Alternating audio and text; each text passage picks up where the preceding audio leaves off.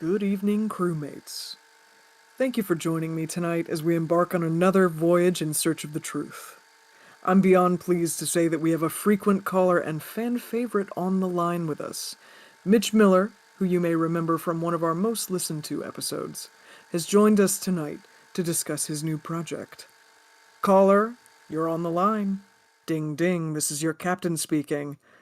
Welcome aboard, Mitch. Yeah, thanks for having me. As usual, I'm a big fan of the podcast. Always a pleasure to have such an earnest researcher and illustrious truth seeker on the broadcast with me. Didn't take you for an enthusiast of fringe paranormal phenomena, but then again, aren't we all full of surprises? You are a hard entity to read. Can never tell when you're being sarcastic, Hmm. but always willing to keep an open mind. You know how it goes. Um, how else are we supposed to uncover the world's madness? You know? And you are quite familiar with the world's madness, if our past encounters are any indicator. Now, Mitch, before we dive into this new project of yours, how have you been? Where have you been? Who have you been? Well, Cap, I've been doing pretty alright. Yeah, despite the, you know, everything happening everywhere all at once. Taking it day by day, drifting to the day job, scrunging the night job, as I like to call it. But how about you? What's been shaking? You'll be unsurprised to hear that manning this ship still precludes me from doing much else. Keeping the lanterns lit, feeding the spirits. There's so many mysteries in this world and all those beyond it, and only so many hours in the day. And as you well know, cryptids and killers and inexplicable entities don't exactly take a vacation. What is it they say? The captain must always go down on their ship? That is, in fact, what they say. How often? Well enough to keep it oiled. Mm, fair enough. So, for the uninitiated among us, you're currently listening to Mitch Miller, up and coming author on the brink of the debut of a fascinating new project, Monitored Activity.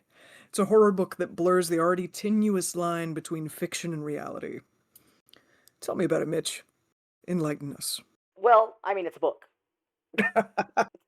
I mean, in all seriousness, I've always been fascinated by stories, phenomena like missing 411, you know, kind of fringe weird stuff that pops up on YouTube from time to time, which is why I tune into this show during, my daily commute to work. Uh, and a couple of years ago, I decided to look up anything weird that might have happened near where I live. Nothing better to do out in the boonies. Mhm. Uh, I was interested in lesser known stories, and I came across what is essentially a classifieds post by some girl in California, if you would believe it. Uh, yeah, I did a little digging, and what I opened up wasn't so much a can of worms, but an entire factory of worms. Quick question. Is that worm with an O or worm with a Y? Kind of a big difference. No, no, no, no, with an O. The wiggly Oh, stuff that you find in the mud after it rains. thank You goodness. know? Okay. Yeah, yeah, yeah, Big distinction there. So, yeah, yeah, yeah. Obviously. the event of 83, which, by the way, to our newer crew members, I suggest you check out the aforementioned episode 107 of Expedition Truth, Shopping Mauled, to bring yourselves up to speed. But this isn't what monitored activity is about, is it, Mitch? Well, back in 2001, there was a lesser known event, one that didn't even have, a Mhm. name, nothing fancy as the event. It's really no surprise that it fell into obscurity considering what happened the month before in September. 2001. I see. Mm-hmm. So, for those of you who were either not yet born or already Oof. deceased, 2001 was a year. Very eventful, extremely, you could say, fraught news cycle. Easy for those more mysterious happenings to slip through the cracks, no?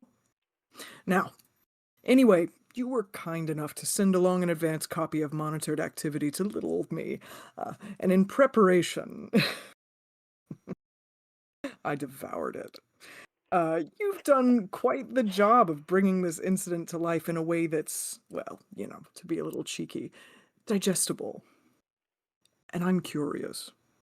I know the events in the book are a combination of eyewitness and local news reports, and correct me if I'm wrong here. Security footage. Tell us a little bit more about that. That's correct. Yeah. Ooh, okay, okay. A little vintage closed circuit voyeurism. That is Mm. interesting. Now, crewmates, I can attest after many, many late night conversations to our esteemed guest's veracity and the quality of research, which is, by the way, so refreshing after all of the Bigfoot stole the washing off my line and disembodied voices Oh. singing corporate jingles in the woods calls that I had endured over the years. Some of you may remember those episodes from before the disastrous culling. But that's a whole other classified incident for another episode. Anyway, Mitch, can you share roughly how much of your book is fact and how much of it is fiction? Hmm. Well, the names were changed to protect the families of the deceased. And that's it? Mm. Yeah, that's it. Wow. Well, you see, okay. To be clear with you here, Mhm, Jim Carrey released a book called Memoirs and Misinformation, and it's a memoir that reads like four Hollywood movies basically just smashed into one. mhm. Then you have, Carmen Maria Machado's In the Dream House that does a very similar deal in the form of a memoir. Yes, yes, and I'm hearing you. I'm along for the ride in this.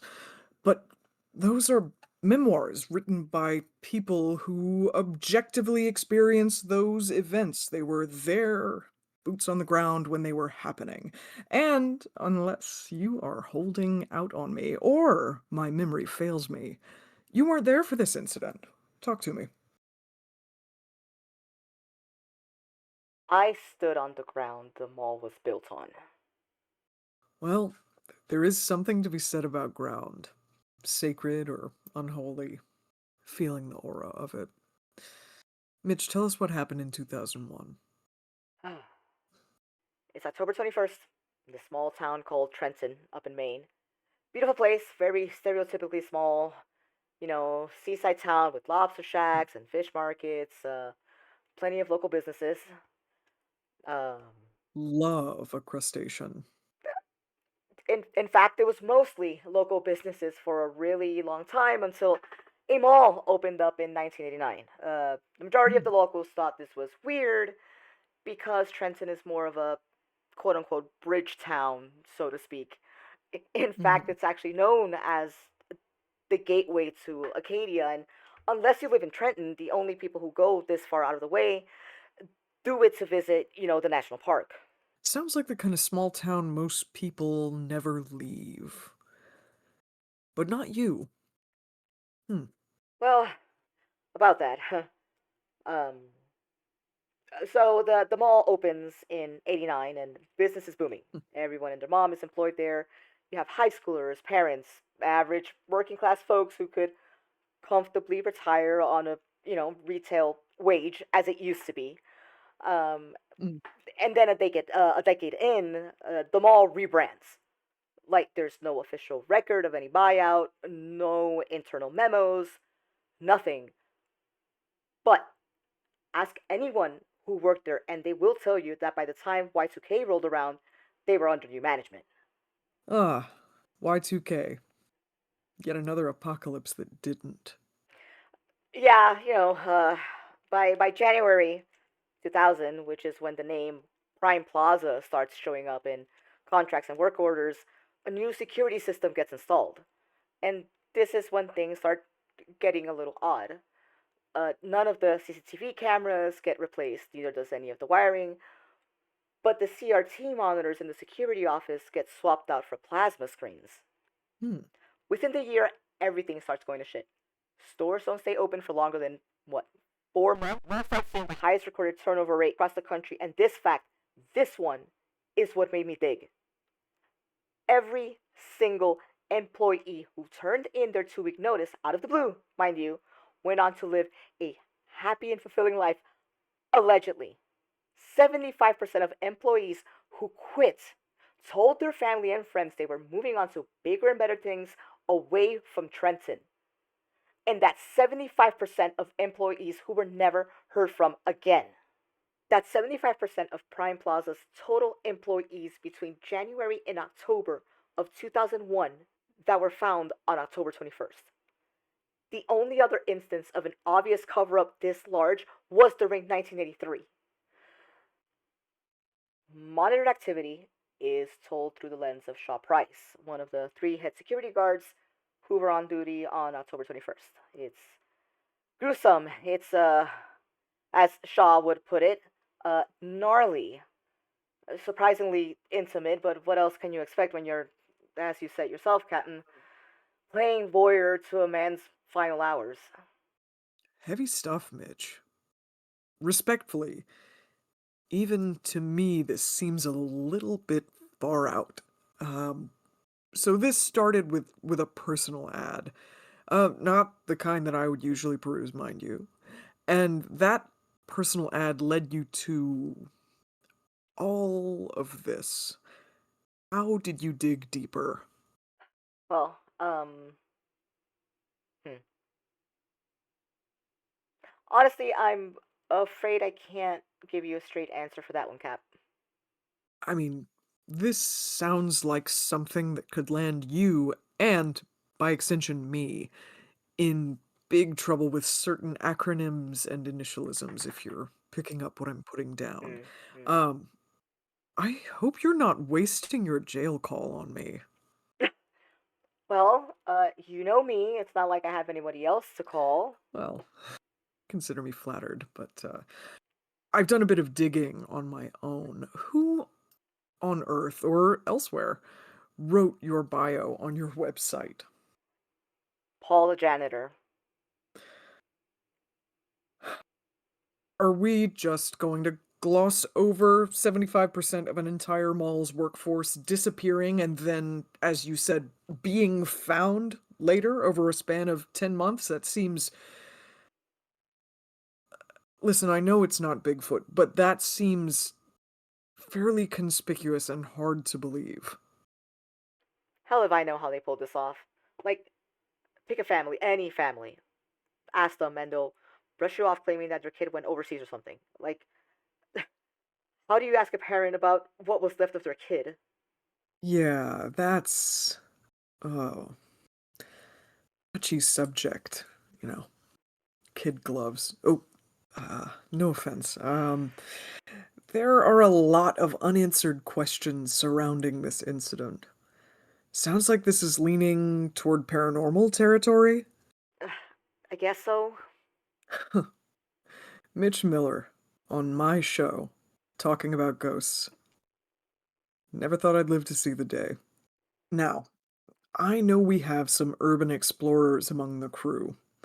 For their benefit, is Prime Plaza still in Trenton?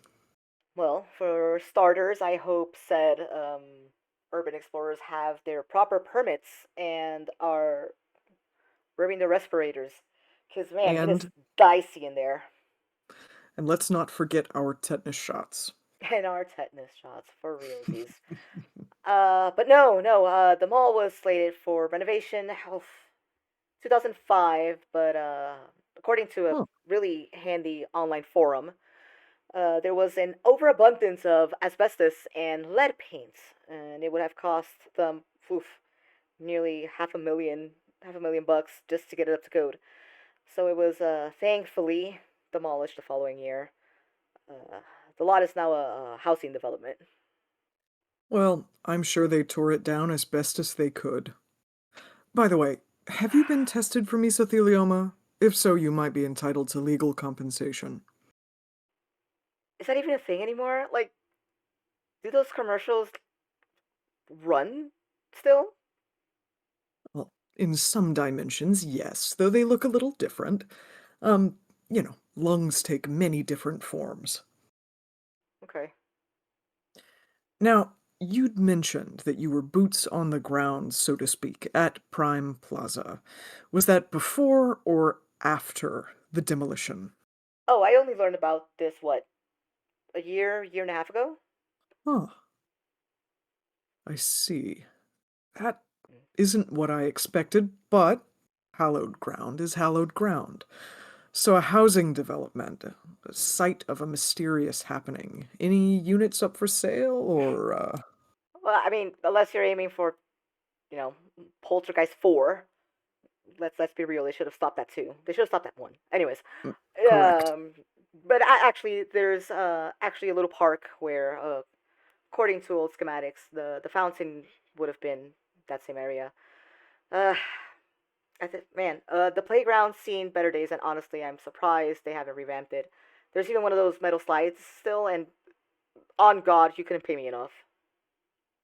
So, after all you've told me, the metal slide is where you draw the line, Mitch? I, I haven't gotten my tetanus shot in a while. Every 10 years. So, do you have any theories besides the aforementioned 2001 news cycle as to why this incident got absolutely zero headlines in the local, national, international press? This should have been a hot topic by all accounts. And what about the other security guards you mentioned? Can you tell me anything else about them? I had a whole respectful spiel, but I sincerely feel it's best to just leave the dead to paper. Oh, well, there is something about leaving the dead where they lie, even if just to avoid legal issues and the spread of spores, I guess. Now, stop me if this goes too far, but I have a terrible suspicion that this is related to the girls who turned up missing around the time of the incident. I don't feel comfortable answering that.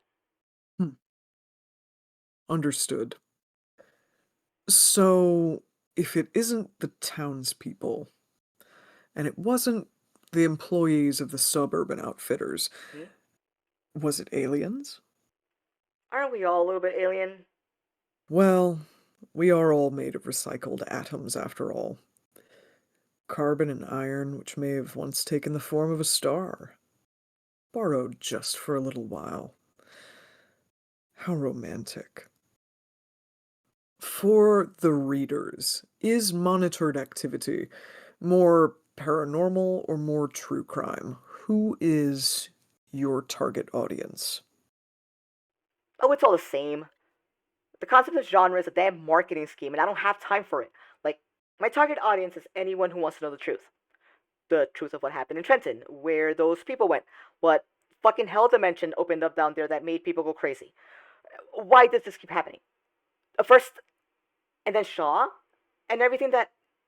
I, I'm sorry. I'm sorry.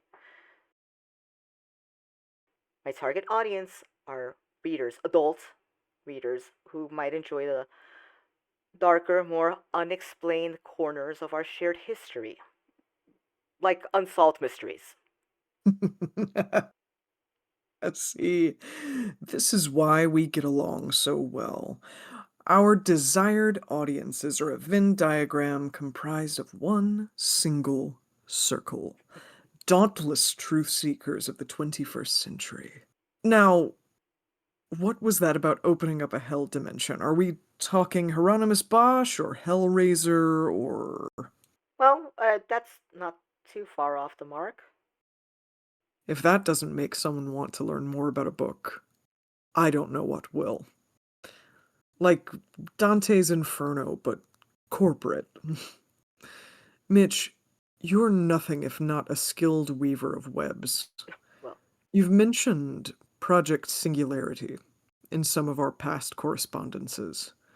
Is monitored activity related? Where do all the threads intersect? I have talked about Project Singularity before, yeah, and I'm incredibly excited to be able to incorporate something this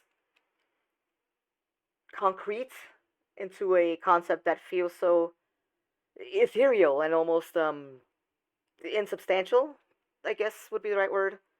Um, my hope is that monitored activity helps bring attention to this case, if you want to call it that. Not just Trenton, not just the event of 83, but also the girl who put up the ad.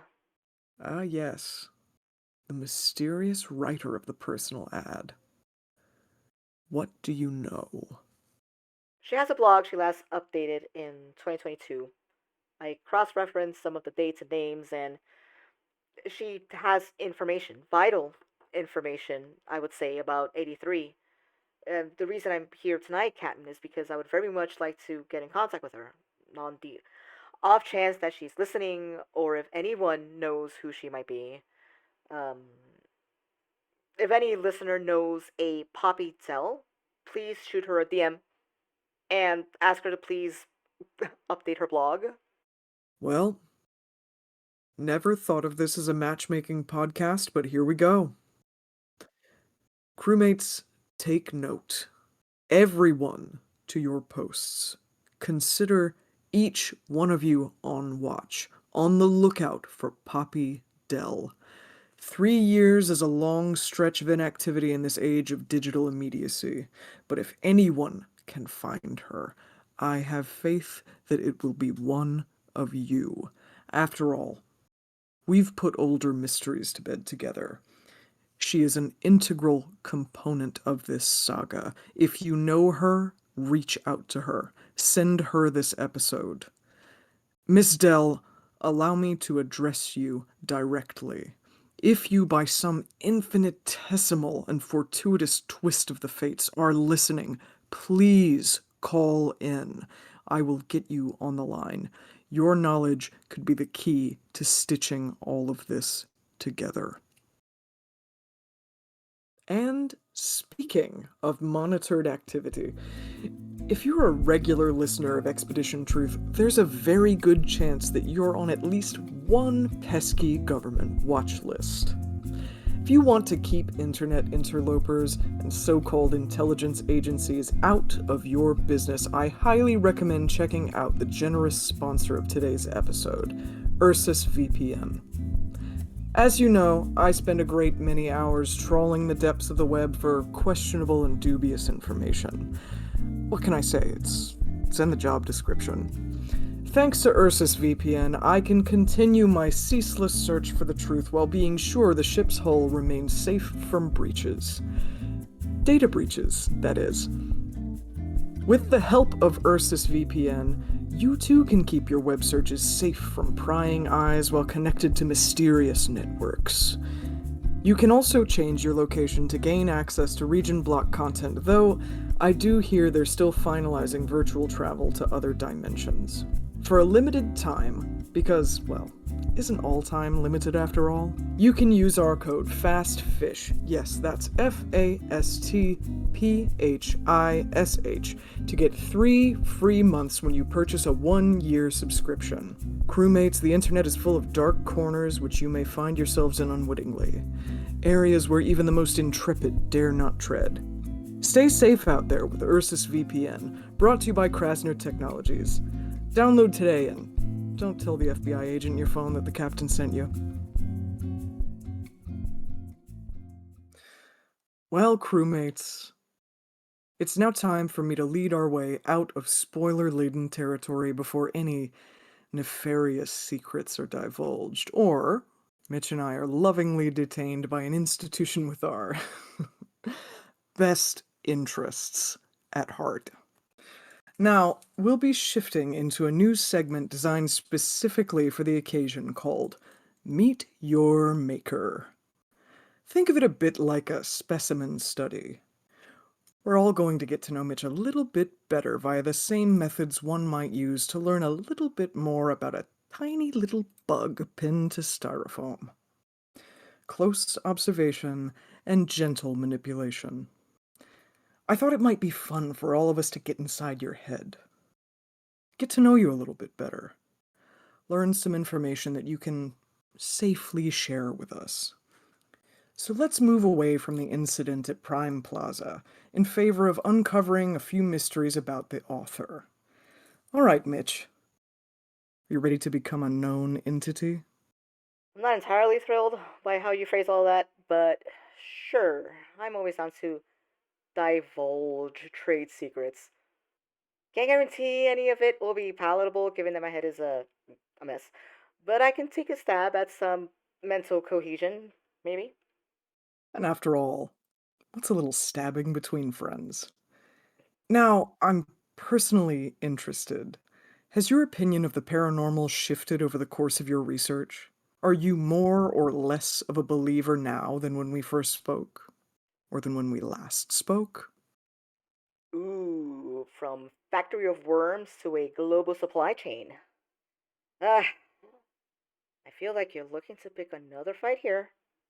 Another. You're the one talking about stabbing. Those are fighting worms if I've ever heard 'em. I don't think my center of belief has really shifted. You know me, I like to keep an open mind for just about everything. Yes, even the big bipedal big cat that sneaks into houses and steals everyone's left shoe. But in relation to moderate activity, I know we're wandering away from, spoiler territory, but I don't really consider this to be spoilers. So,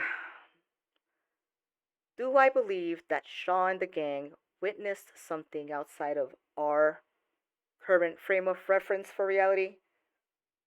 I believe that they believed. And as always, it boils down to I saw. But can I objectively corroborate what I saw? I'm 90% certain there's some French philosopher who used a similar argument to try to, like, define consciousness. But I hell if I can remember his name. Now, let's not put Descartes before the horse.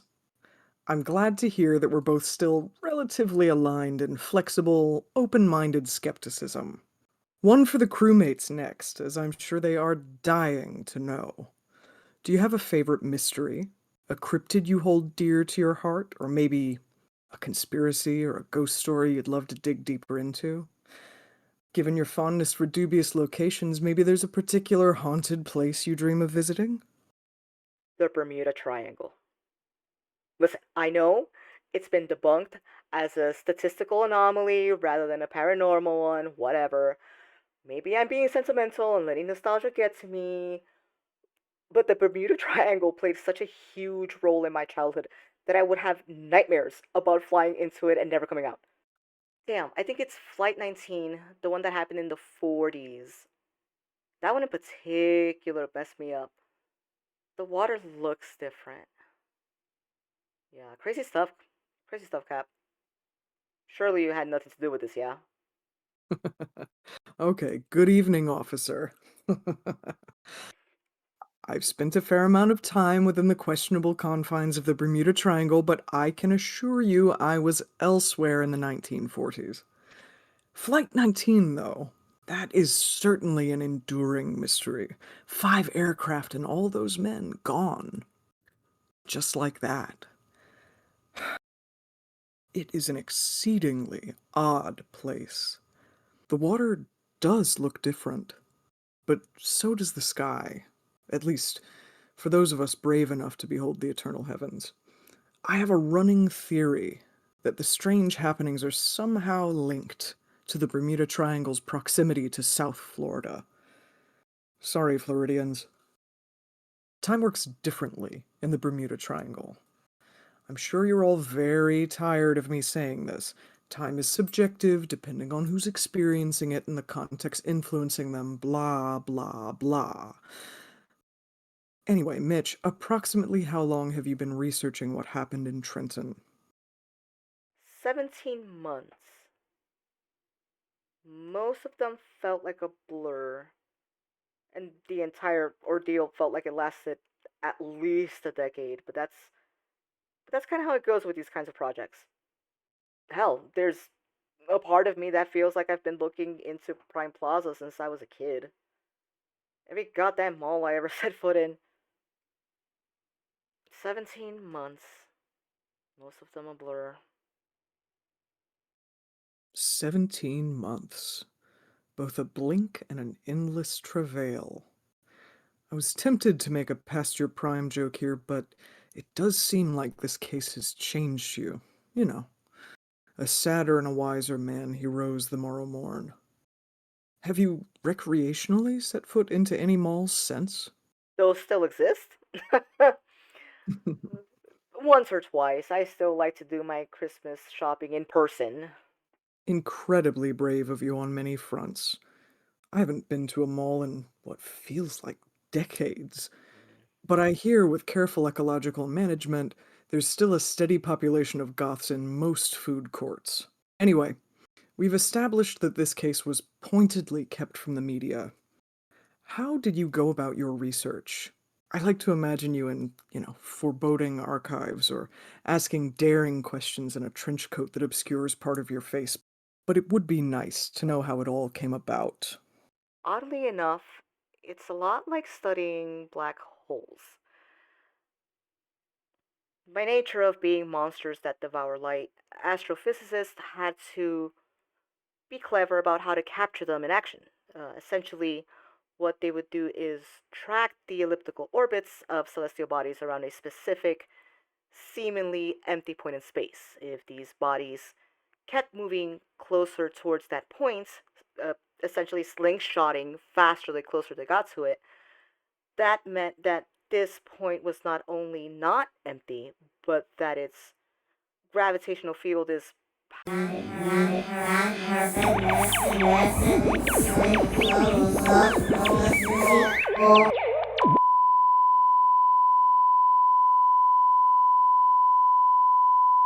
Captain here, popping in with a quick postscript note. My sincerest apologies to current listeners. At the time of recording, we picked up no disturbances on our end, but it would seem that was not what our listeners heard in real time. No amount of tweaking or conjuration could restore the affected audio, but that's of no surprise to me. This is not the first time an acronym or initialism has tried to censor the truth. Neither will it be the last, I'm afraid. At any rate, it looks like we'll all have to chalk it up to another mystery which may come to light in due time. If you have any inkling what may have caused this, the lines are always open. Until next time, crewmates, stay the course and keep the lanterns lit. This is your captain, signing off. Once I had them restored, it got a little easier to put it all together and pull the whole story out of Prime Plaza's failed corpse. Ah, yes, the autopsy method. But going back to black holes, you're right. Nothing exists in a vacuum, including this retelling. Lots more details this time around, Mitch.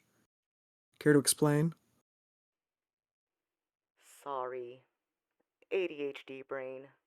I can't really tell it when and how much to info dump.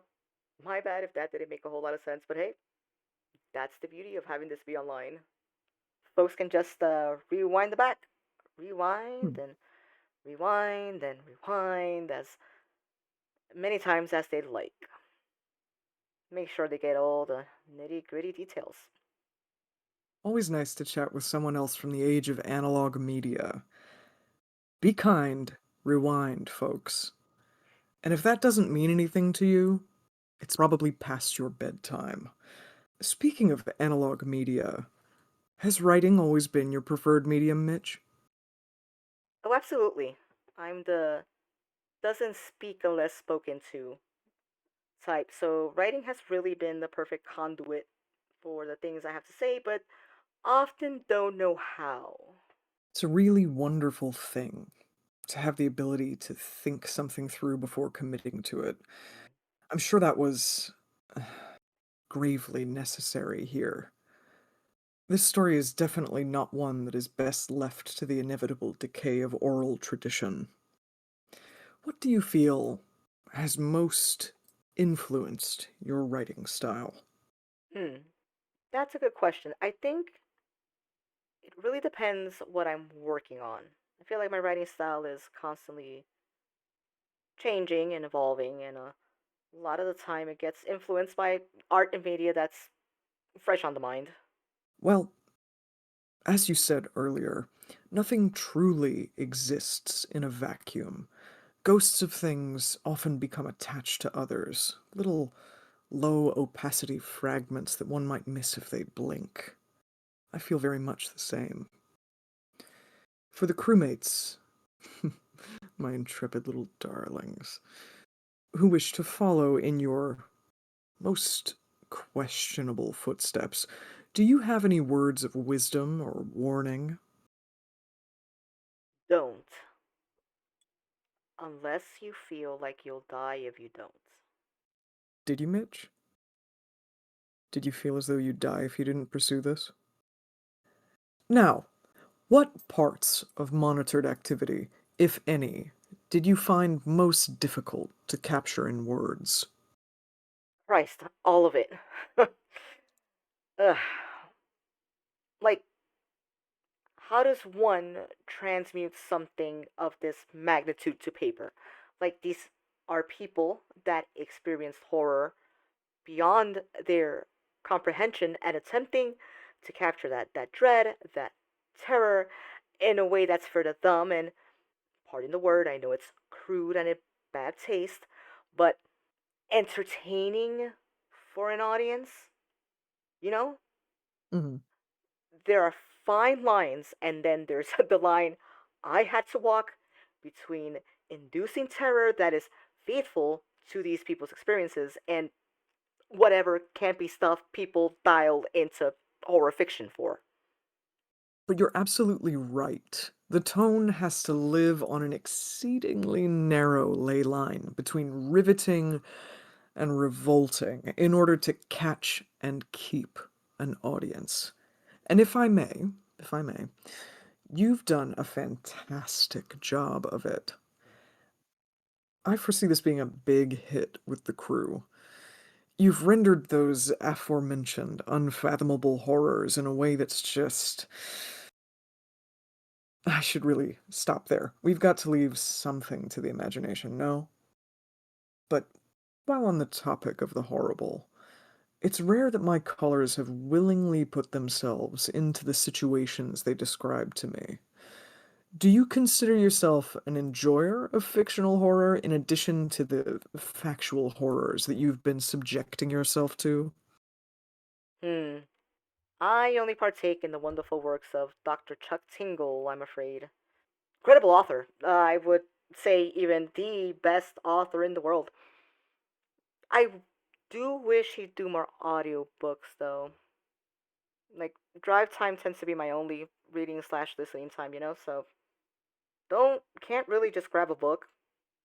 So audiobooks. Big fan of Complete Guide to the Void. Incidentally, bigger fan of The Call is Coming from Inside Your Butt. Not mine, I can assure you. Dr. Tingle, incidentally, if you are listening, please call in. I have questions. Now, I know we can't say much as established earlier, but are there any individuals in monitored activity that you find yourself, for better or for worse, relating to? You don't have to tell us why if that's too intimate. It might be fun for the crew to try and puzzle out as they read. Boy howdy. Okay. That is one hell of a loaded question, Cap. I think that as people, we're pattern seeking creatures. A lot of times it's easier to see fragments of ourselves in fictional characters, especially if said fragments are traits we either hide or think go unnoticed by the world at large. Um, it feels like I'm cheating with this answer, but I think I'll have to go with Shaw. I spent an awful lot of time seeing through his eyes. Emphasis on awful, I'm sure. But to see through the eyes of another is a singular experience that few of us are afforded in life. Readers, if you've ever wanted to get under someone's skin, so to speak, to briefly live in the mind of someone else, monitored activity will be a real treat for you.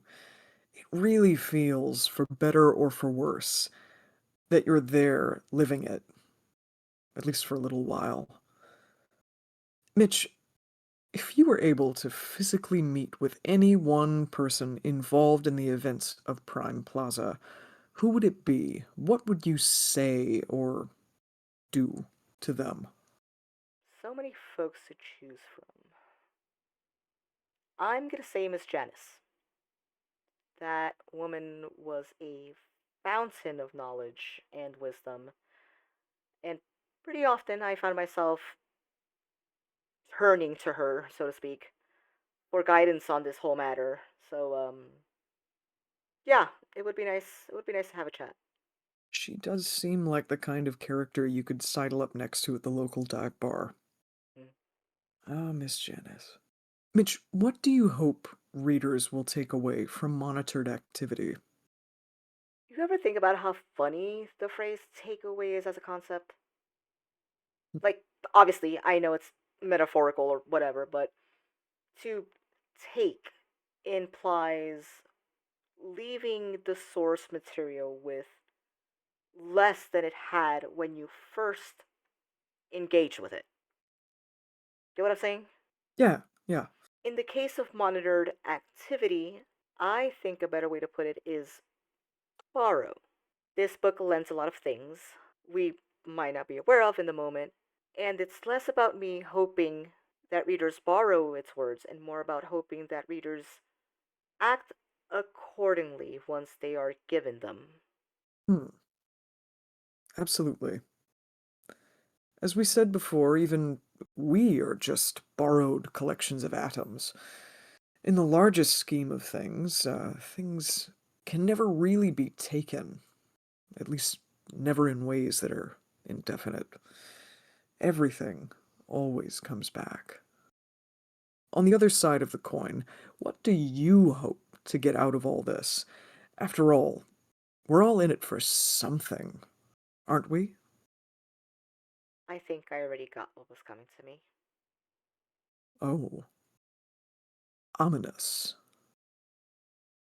But don't we all in the end? If we're lucky.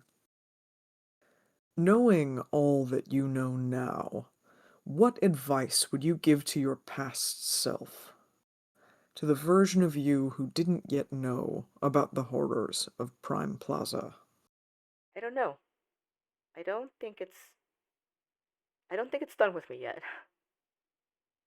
I'll report back in the near future. Well, whatever it is, I do hope it only borrows you for a little while. You know, keeps those atoms in their current configuration. I always do look forward to your reports. Now, let's cast our world-weary eyes to the glittering dark of the horizon, stark and enchanting in its beauty, alluring in its unknowability. Mitch, what's next for you? Dinner, hopefully, and a hot shower. And maybe, while you're at it, a nice VHS tape. Yeah, I think I'm done with those for a little while. I'm gonna be completely honest with you. Well, Mitch, thank you again for joining us tonight. You're always a welcome guest on the broadcast. Where can the crew find you, and where can they find out more about monitored activity? And thank you for having me, Captain. It's always nice to, catch up, share info from the fringes. Not a whole lot of folks who quote unquote get this kind of thing. Uh, as for monitor activity, along with its mothership, as I like to call Project Singularity, you can read all there is to know and uh, stay up to date on the official website, projectsingularity.io. And if anyone is so inclined to share any information regarding any of this, there is also an official Blue Sky account where you can quote unquote at me. And that's projectsingularity.bsky Social. Thanks again, Mitch. See you on the other side. Well, beloved crewmates, there you have it. A very special episode, teasing what promises to be a revelationary read. A book that may well solve a mystery that's been slumbering restlessly for decades. I leave you now once again, outward bound for the outer reaches, pursuing the evidence that may bring everything into accord, into the ether of the unknown, into the uncaring void. I look forward to joining you all again very soon on another voyage of Expedition Truth. As ever, I am your captain, and I always will be. Remember, by endurance we may well conquer, but the beacon of knowledge must light our way. Until next time, keep searching.